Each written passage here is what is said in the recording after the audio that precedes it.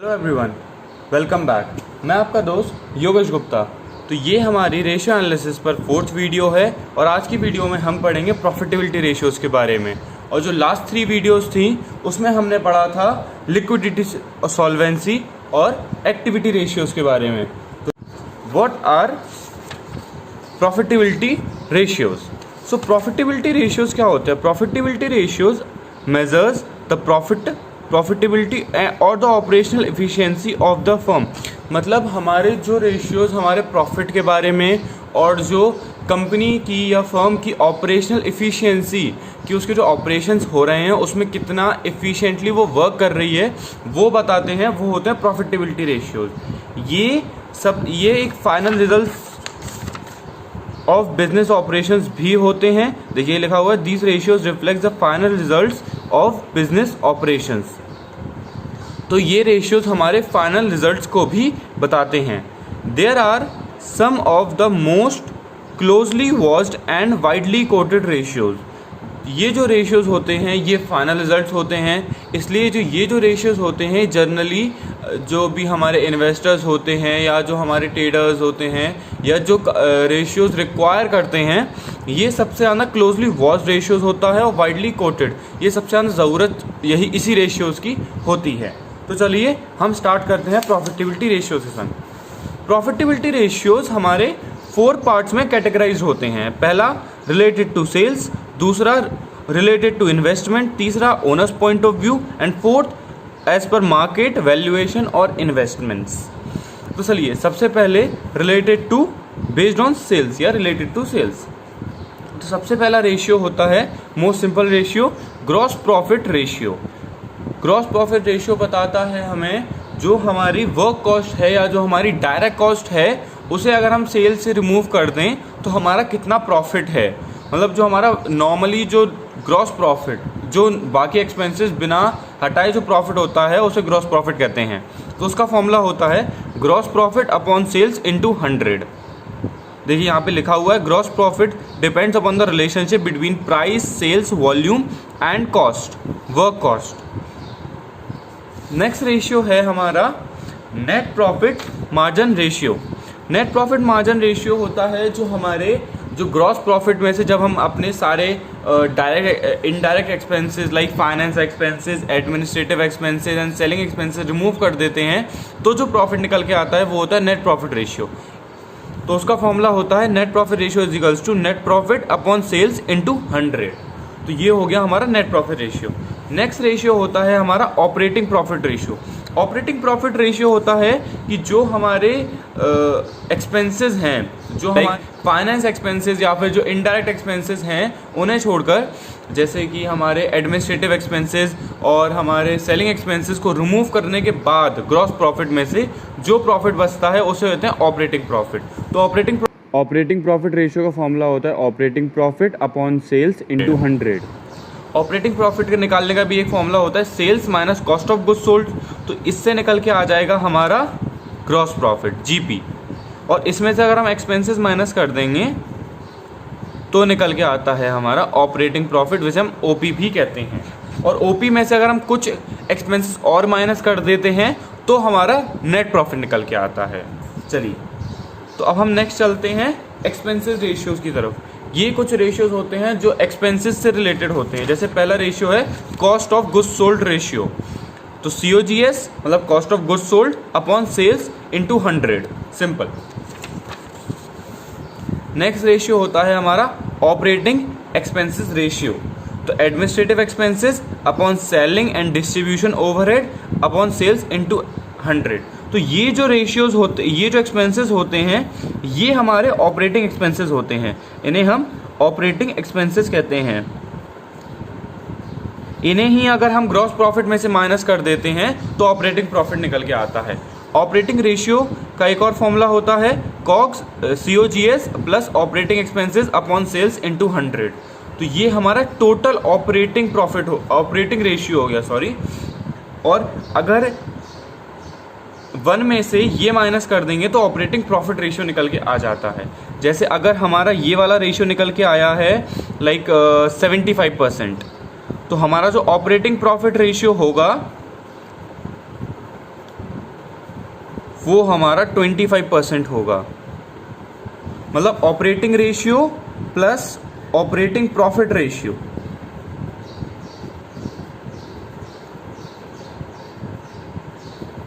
Is equals to 1, ये हरदम 1 होता है। तो और नेक्स्ट रेशियो है हमारा फाइनेंस एक्सपेंस रेशियो। तो financial expense ratio up is equals to financial expenses upon sales into 100, simple. तो चलते हैं हम अपने नेक्स्ट कैटेगरी की तरफ, जो है ओवरऑल रिटर्न ऑन असेट्स और इन्वेस्टमेंट्स। तो सबसे पहला रेशियो है रिटर्न ऑन इन्वेस्टमेंट। तो इसका फॉर्मूला होता है return upon investment into 100। Profit और अर्निंग्स का मतलब भी सेम होता है, रिटर्न ही। तो इसका मतलब क्या होता है कि हम जितना भी इन्वेस्ट कर रहे हैं, जितना भी हमने अपने बिजनेस में इन्वेस्ट करा हुआ है, उससे हमें कितना रिटर्न मिल रहा है, कितना रिटर्न हम अपनी इन्वेस्टमेंट पे अर्न कर रहे हैं, वो होता है रिटर्न ऑन इन्वेस्टमेंट रेशियो। ये आप पढ़ सकते हैं, रिटर्न ऑन इन्वेस्टमेंट, इसे ROI भी कहते हैं, is the most important ratio of all. क्योंकि ये सबसे ज़्यादा यूजफुल होता है, क्योंकि इसी से हमें पता चलता है हम कितना रिटर्न अर्न कर रहे हैं। It is the percentage of return of funds invested in the business by its owner. In short, this ratio tells the owner whether or not all the effort put in the business has been worthwhile or not. मतलब हमने जो भी business में efforts लगाए हैं, जो भी हम बिज़नेस में कैपिटल एम्प्लॉय कर रहे हैं, उससे हमें जो रिटर्न मिल रहा है वो हमारा वर्थवाइल है या नहीं है, मतलब जो हमारे एफर्ट्स हैं वो वर्थवाइल हैं या फिर नहीं हैं। तो अब चलते हैं हम नेक्स्ट रेशियो की तरफ, वो है रिटर्न ऑन एसेट रेशियो।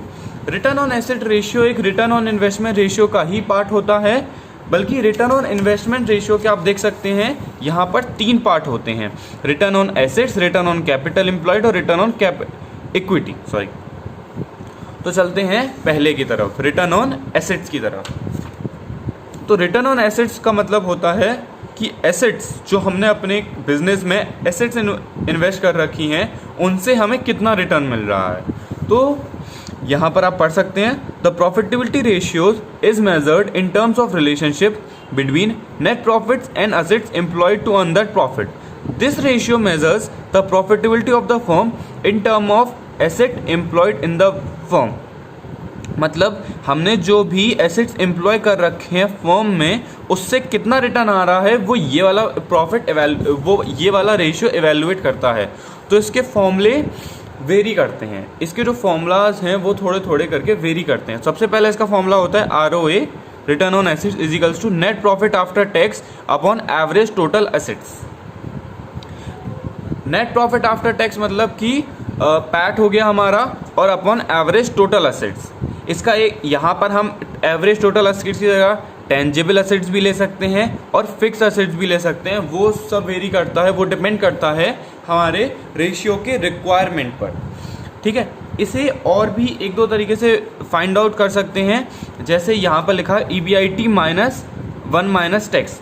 मतलब अगर हमारी जो EBIT है उसका हम पोस्ट टैक्स कर दें, मतलब कि EBIT में से हम टैक्स माइनस कर दें, 1 माइनस T कर देंगे तो टैक्स माइनस हो जाएगा, मतलब पोस्ट टैक्स हो गया उसका। अगर हम उसकी नेट प्रॉफिट की जगह हम ये यूज़ करेंगे तो भी उसे रिटर्न ऑन टोटल एसेट्स ही कहते हैं। तो ठीक है, चलते हैं अब हम नेक्स्ट रेशियो की तरफ, वो है हमारा रिटर्न ऑन कैपिटल एम्प्लॉयड। तो नाम से पता चल रहा है कि हमने जो कैपिटल एम्प्लॉय की है बिजनेस में, उससे हमारा कितना रिटर्न आ रहा है वो बताता है ये वाला रेशियो।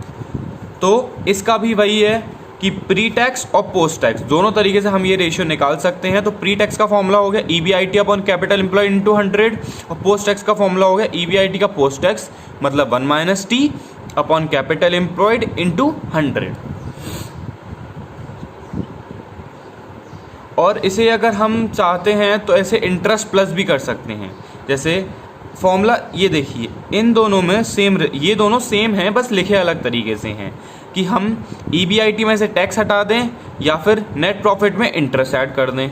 तो इसमें अगर हम टैक्स हटाएंगे तो ये EBI बन जाएगा, मतलब interest before interest, sorry earning before interest, earning before interest बन जाएगा। और यहाँ पर भी अगर हम पैट में इंटरेस्ट ऐड कर देंगे तो भी ये सेम है, तो इन दोनों को सेम ही है, कोई डिफरेंस नहीं है इन दोनों में।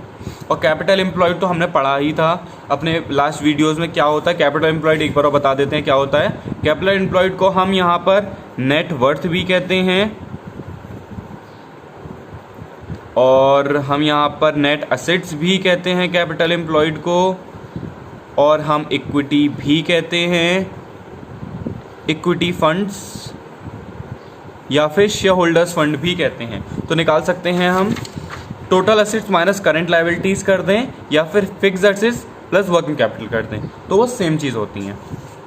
चलिए अब हम चलते हैं अपने नेक्स्ट रेशियो की तरफ, जो है हमारा return on equity. Return on equity का फॉर्मूला होता है नेट प्रॉफिट आफ्टर टैक्स, मतलब कि PAT, minus preference dividend if, अगर कोई है नहीं है, अगर कोई है, अपॉन नेट वर्थ, उसी का एक अलग और नाम लिखा हुआ है, इक्विटी शेयर होल्डर्स फंड। ठीक है, ये वैसा वो नहीं है कि डिवाइड में नहीं है, ये सिर्फ नेम लिखा हुआ है उसका, इनटू 100। रिटर्न ऑन इक्विटी क्या होता है, मतलब हमारी जो इक्विटी है, मतलब हमारे ग्रॉस सेल्स के बाद उसमें से कॉस्ट हटा देना, उसके बाद उसमें से ग्रॉस प्रॉफिट में से फिर हमारे सारे एक्सपेंसेस हटा देना, फिर नेट प्रॉफिट जो बचता है उसमें से हमारा टैक्स माइनस करने के बाद जो हमारा सोल, जो इक्विटी शेयर होल्डर्स हैं, जो हमारे एक्चुअल इन्वेस्टर्स, हमारे जो ओनर्स हैं बिजनेस के, उनके लिए कितना रिटर्न बच रहा है, ये होता है रिटर्न ऑन इक्विटी। यहाँ पर रिटर्न ऑन इन्वेस्टमेंट के जो 3 फॉर्मूलेज हैं ये ऐसे वेरी करते हैं, ये है सबके लिए, मतलब इस ये जो होता है ये अफेक्ट करेगा आपके शेयर, आपके डिबेंचर्स होल्डर्स को भी, आपके शेयर होल्डर्स को भी, आपके बाकी जो बॉन्ड्स होल्डर्स हैं उन्हें भी। ये इम्पैक्ट करेगा सिर्फ आपके डिबेंचर होल्डर्स को और आपके इक्विटी होल्डर्स को। ये होलली और सोलली सिर्फ अफेक्ट करेगा हमारे इक्विटी शेयर होल्डर्स को, वही हमारे एक्चुअल ओनर्स होते हैं, वही हमारे एक्चुअल इन्वेस्टर्स होते हैं फर्म के। तो आप यहाँ पे पढ़ भी सकते हैं, return on equity measures the profitability of equity funds invested in the firm. Return on equity is one of the most important indicators of the firms profitability and potential growth. Companies that boast a high return on equity with little or no debt are able to grow without large capital expenditures, allowing the owners of the business to withdraw cash and reinvest it elsewhere। इसका मतलब कि अगर कोई company जो बिना डेप्ट के या फिर बहुत कम डेप्ट के संग बहुत अच्छा रिटर्न ऑन इक्विटी दे रही है, या फिर बहुत अच्छा रिटर्न ऑन इक्विटी उसका आ रहा है, तो मतलब कि वो कंपनी बिना ही अपने कोई कैपिटल एक्सपेंडिचर या फिर कोई फाइनेंस एक्सपेंडिचर के बिना इतना अच्छा वर्क कर रही है, तो मतलब वो कंपनी बहुत अच्छी है और उसके जो ओनर्स हैं उन्हें बहुत प्रॉफिट होगा और वो अपना कैश विड्रॉ भी कर सकते हैं और कहीं इन्वेस्ट भी कर सकते हैं। अब ये हमारे हो गए return profitability ratios related to overall return on assets और इन्वेस्टमेंट। अब चलते हैं एक बहुत ही इंपॉर्टेंट टॉपिक की तरफ, वो है डुपॉन्ट मॉडल या फिर डुपॉन्ट एनालिसिस। ये एक फाइनेंस एग्जीक्यूटिव थे आईई में, DuPont day numerous and company of Willingdon Delaware. तो इन्होंने एक एनालिसिस बनाया था 1919 में कि उसे डुपॉन्ट एनालिसिस कहते थे। उससे हम रिटर्न ऑफ इक्विटी निकालने का एक और फॉर्मूला था, जिसमें हम net profit margin, asset turnover ratio और इक्विटी मल्टीप्लायर को यूज़ करके हम अपना रिटर्न ऑन इक्विटी निकालते थे। तो देखते हैं डुपॉन्ट एनालिसिस क्या होता है। देखिए डुपॉन्ट एनालिसिस, आप जानते हैं आरओई का फॉर्मूला क्या होता है, पैट अपॉन नेटवर्थ इंटू 100। अगर प्रेफरेंस डिविडेंड को इग्नोर कर दें अभी थोड़ी देर के लिए, तो पैट अपॉन नेटवर्थ इंटू 100। अब यहाँ पर हम अगर इस फॉर्मूला को एक्सपेंड करना चाहें तो हम एक्सपेंड भी कर सकते हैं। पैट अपॉन सेल्स लिख सकते हैं हम इसे, अगर नेटवर्थ को हम यहाँ पर लिख दें, एसेट अपॉन नेटवर्थ लिख दें, तो सेम इफेक्ट आएगा। आप देखिए अगर इसे ऐसे एक्सपेंड करते हैं तो कोई इफेक्ट नहीं बदलेगा, आंसर उतना ही आएगा, बट से हम ऐसे भी लिख सकते हैं। तो यहाँ पर फिर तो ये क्या हो गया हमारा net profit margin, PAT upon sales का फॉर्मूला होता है नेट प्रॉफिट मार्जिन। ये हो गया हमारा total asset turnover ratio, sales upon, तो ये हो गया हमारा नेक्स्ट है एसेट अपॉन नेटवर्थ, इसे कहते हैं हम इक्विटी मल्टीप्लायर। इक्विटी मल्टीप्लायर क्या है? इक्विटी मल्टीप्लायर मतलब कि हम फर्म में जितनी भी इक्विटी लगा रहे हैं उसके कंपैरिजन में फर्म की टोटल बिजनेस एसेट्स कितने टाइम्स हैं, मतलब कि हम डेप्थ का कितने अच्छे से यूज़ कर पा रहे हैं, उसका मतलब होता है इक्विटी मल्टीप्लायर। ठीक है। तो यहाँ पर डुपॉन्ट एनालिसिस के हिसाब से आरओई का फॉर्मूला होता है net profit margin into total asset turnover ratio into equity multiplier. ठीक है। अब चलिए चलते हैं एक एग्जाम्पल की तरफ। देखिए, अगर कंपनी की डिटेल्स ऐसी हो कि रेवेन्यू या फिर जो सेल्स होती हैं वो इतनी हो, लाइक 29,261, और हमारी जो नेट इनकम है जिसे हम पैट भी कह सकते हैं, इसे सेल्स लिख देते हैं यहाँ पर सिंप्लिसिटी के लिए। पैट हमारा अगर 4,212 हो, एसेट्स हमारी 27,987, शेयर होल्डर्स मतलब कि हमारी नेटवर्थ अगर इतनी हो, तो रिटर्न ऑन इक्विटी हम कैसे निकाल सकते हैं? वैसे तो रिटर्न ऑन इक्विटी के लिए हमें सिंपली ये दिया हुआ है, हम ऐसे भी निकाल सकते हैं, बट तो अब हमारा इस फॉर्मूले में अगर हम नेट प्रॉफिट मार्जिन निकालें तो नेट प्रॉफिट मार्जिन हमारा इतना आ जाएगा। ये फॉर्मूला आप देख सकते हैं, नेट इनकम मतलब कि पैट अपॉन सेल्स, ये फॉर्मूला हो गया। Asset turnover ratio sales upon assets, तो ये हो गया। इक्विटी मल्टीप्लायर हमारी मतलब टोटल एसेट जो हमारी हैं अपॉन नेटवर्थ या फिर शेयर होल्डर्स इक्विटी, तो उससे ये निकल आया। और फिर अगर इन तीनों को हम मल्टीप्लाई कर देंगे जो ऑन द बेसिस ऑफ हमारा जो ये फॉर्मूला था net profit margin into total asset turnover ratio into equity multiplier, उससे निकल के आएगा हमारा आरओई।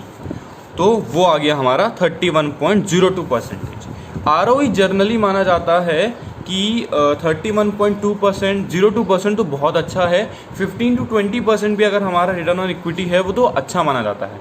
अब बात आती है यहाँ पर कि रिटर्न ऑन इक्विटी तो हम नॉर्मली ऐसे भी निकाल सकते हैं इस मेथड से, तो डुपॉन्ट एनालिसिस का यूज़ क्यों? तो डुपॉन्ट एनालिसिस हमें ये बताता है कि एक रेशियो जो होता है वो किन किन चीज़ों पे डिपेंड करता है। ठीक है। और हम क्या क्या इम्प्रूव कर सकते हैं तो हमारा ये वाला रेशियो इम्प्रूव हो जाएगा। और क्या बताता है डुपॉन्ट एनालिसिस का एक मेरिट ये होता है कि ये हमारे काफ़ी सारे रेशियोज़ के बीच का रिलेशन बताता है, और ये बहुत ही एक्यूरेट होता है, और ये बहुत ही एक्यूरेटली हमें हेल्प करता है रिटर्न ऑन इक्विटी निकालने में और फर्म को एनालाइज करने में। तो ये होते हैं डुपॉन्ट एनालिसिस के मेरिट्स। तो चलिए अब चलते हैं हम अपने नेक्स्ट रेशियोज़ की तरफ, मतलब नेक्स्ट कैटेगरी की तरफ, वो है हमारा ओनर्स पॉइंट ऑफ व्यू। ये बड़े ही सिंपल से रेशियोज़ होते हैं। इसमें पहला रेशियो होता है earning per share. Earning per share हमें बताता है कि हम एक शेयर पर कितना अर्न कर रहे हैं।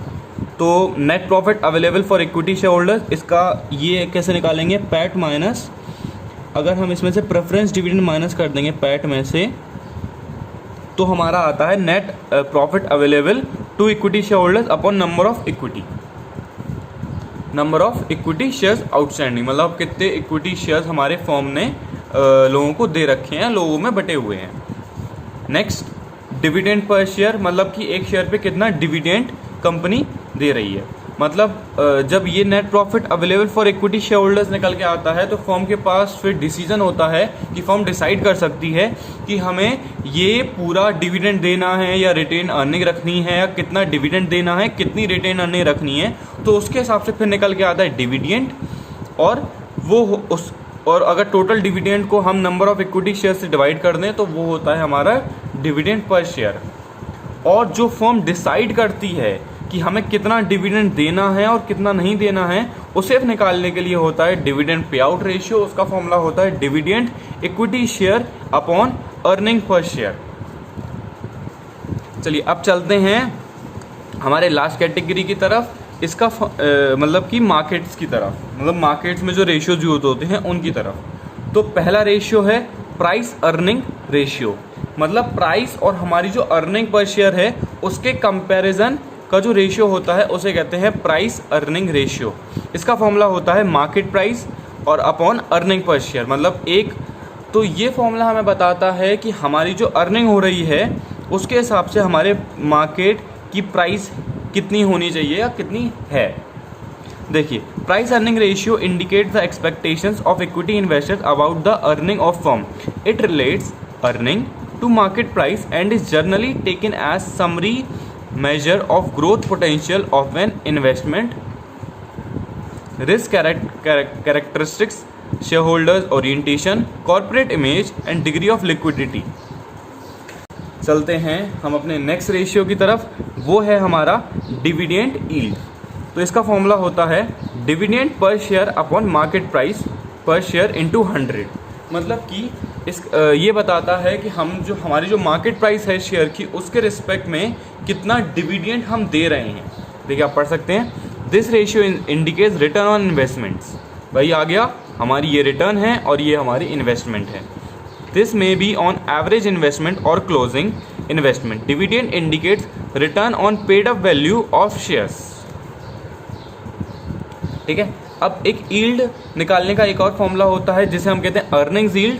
उसका फॉर्मूला होता है earning per share upon market price into 100।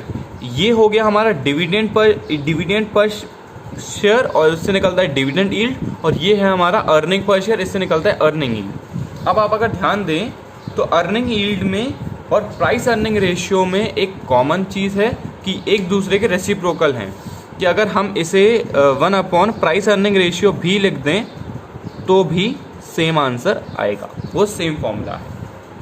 ठीक है, नेक्स्ट रेशियो की तरफ चलें तो वो है हमारा मार्केट वैल्यू या फिर बुक वैल्यू पर शेयर।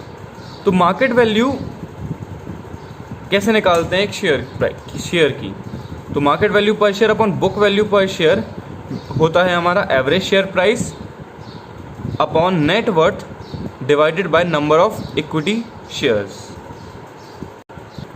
तो नेक्स्ट रेशियो है हमारा क्यू रेशियो। ये एक जेम्स टॉबिन के नाम के इंसान ने प्रपोज किया था। इसका फॉर्मूला होता है market value of equity and liabilities upon estimated replacement cost of assets. इसे समझने के लिए हम चलते हैं एक एग्जाम्पल की तरफ। तो क्यू रेशियो समझने के लिए हम एक एग्जाम्पल लेते हैं। सपोज करते हैं एक कंपनी है ए लिमिटेड, शुगर कंपनी है और नॉर्थ साइड में बहुत पॉपुलर कंपनी है, बट अब ये ग्रो करना चाहती है साउथ साइड में। तो ये चाहती है कि हम एक अपना प्लांट है वो मुंबई में भी खोलें। तो अब इस कंपनी के पास दो ऑप्शंस हैं। पहला, या तो नया एक अपना पूरा नया जगह खरीदे, अपना पूरा नया प्लांट डेवलप करे, और सेकंड एक तरीका है कि एक दूसरी कंपनी है सिमिलर एसेट्स के संग, जो एसेट्स शुगर कंपनी में यूज़ होती हैं, उसका नाम एक्स लिमिटेड है, उस कंपनी को एक्वायर कर ले। उस कंपनी का डेप्ट कितना है? 20 करोड़, नंबर ऑफ शेयर्स हैं उसके 2 करोड़ के, और मार्केट प्राइस जो है वो एक शेयर का। तो अगर इस कंपनी का हम डेटा निकालें तो टोटल जो इक्विटी है वो है हमारी 2 करोड़ इंटू 20, तो ये हो गया हमारा 40 करोड़ का इक्विटी, और डेप्ट हो गया हमारा 20 करोड़ का, तो ये हो गया टोटल 60 करोड़। अब यहाँ पर आएगा क्यू रेशियो, कंपेयर करने के लिए कौन सा फायदेमंद है।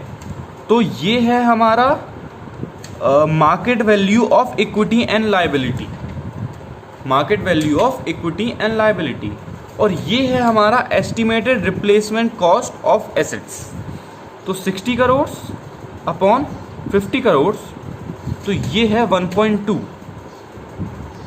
तो हम देख सकते हैं कि जो हमारा फर्स्ट अल्टरनेटिव है, मतलब जिसमें कंपनी खुद अपना सब कुछ डेवलप करेगी, अपना प्लांट एस्टिमेट करके डेवलप करेगी, वो फ़ायदेमंद है क्योंकि वो सस्ता पड़ रहा है, फाइनेंशियली बेनिफिशियल है, इसलिए कंपनी यही लेगी।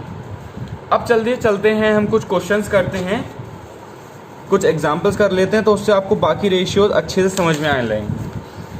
जैसे मानते हैं ईपीएस निकालने के लिए पहला एग्जांपल है हमारा, मान लीजिए हमारी जो अर्निंग पर शेयर है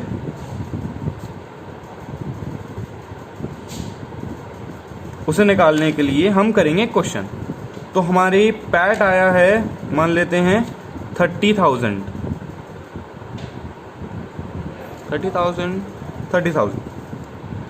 और हमारे जो नंबर ऑफ शेयर्स हैं वो है हमारे 1000।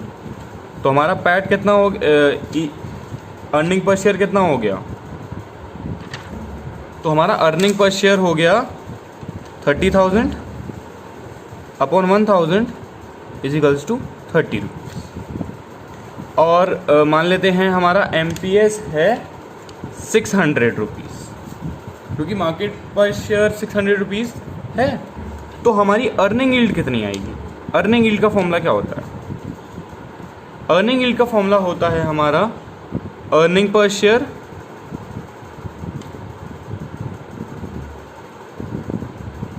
Upon market price. तो ये हो गया 30/600 इंटू 100, तो ये हो गई हमारी 5%। अब अगर इसी से हमें प्राइस अर्निंग रेशियो भी निकालना है तो हम वो भी निकाल सकते हैं। पी रेशियो 600/30, तो ये हो गया हमारा 20। तो ये हमारा प्राइस अर्निंग रेशियो भी आ गया। अब अगर हम मान लेते हैं कि अर्निंग है हमारी 30 रुपीज़, अगर हमारा पे आउट रेशियो है, हमारा पे आउट क्या था कि हम एक अपनी अर्निंग में से कितना डिविडेंड दे रहे हैं। अगर हमारा पे आउट रेशियो है 50%, मतलब एक EPS जो है हमारा 30 रुपीज़, तो हमारा DPS कितना होगा उसे भी निकाल सकते हैं हम। तो पे आउट रेशियो हमें पता हुआ है, पे आउट रेशियो का फॉर्मूला क्या होता है? DPS डिविडेंड पर शेयर है तो अगर हमारा DPS हमें निकालना है तो ये 50% यहाँ पर लिखेंगे, और ये हो गया हमारा DPS हमें निकालना है, और ये 30, तो 30 का 50% होता है, DPS आएगा हमारा 15 रुपीज़ का। और अगर यहीं पे हमें डिविडेंड यील्ड भी निकालना है तो हम वो भी निकाल सकते हैं। तो 15 आया था डिविडेंड, तो डिविडेंड यील्ड हो गया हमारा 15/600 इंटू 100, तो डिविडेंड यील्ड आएगा हमारा 2.5%। तो आप देख सकते हैं कि ये जो सारे रेशियोज़ हैं वो सारे रिलेटेबल हैं। तो यहाँ पर हमारे ख़त्म होते हैं प्रॉफिटेबिलिटी रेशियोज़ भी, तो यहाँ पर हमारे सारे रेशियोज़ ख़त्म हो जाते हैं, लिक्विडिटी रेशियोज़ भी, सॉल्वेंसी रेशियोज़ भी, और एक्टिविटी रेशियोज़ भी, और प्रॉफिटेबिलिटी रेशियोज़ भी। तो अब हम नेक्स्ट वीडियो में करेंगे एक अच्छा सा क्वेश्चन। तो चलिए चलते हैं। अब आप और क्वेश्चन सॉल्व करिए, जो भी डाउट हो तो आप कमेंट्स में लिख सकते हैं। और थैंक यू। प्लीज़ इसे लाइक, कमेंट, शेयर करें और सब्सक्राइब भी करें।